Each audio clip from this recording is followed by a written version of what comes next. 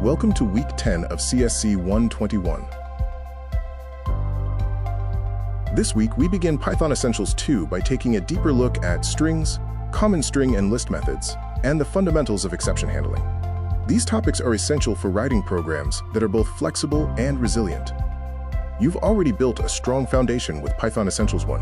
Now we're shifting from basic syntax and control flow to working with real-world data and handling errors more deliberately.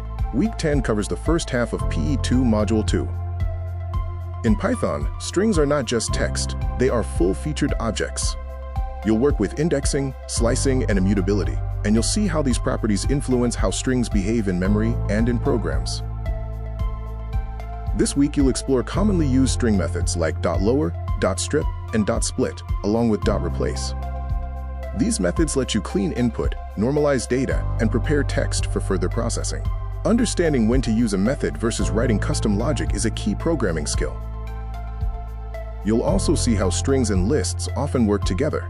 For example, splitting user input into components, or rebuilding structured output. These patterns appear constantly in real programs. Programs don't always behave as expected. This week introduces Python exceptions, what they are, why they occur, and how to respond to them. Instead of crashing, your programs can detect errors and recover gracefully. You'll focus on basic exception handling, catching common runtime errors and responding appropriately. The goal is not to hide mistakes, but to handle predictable failure scenarios responsibly. Now let's talk about applying these skills and what to focus on this week. The labs this week require you to apply string manipulation and exception handling together.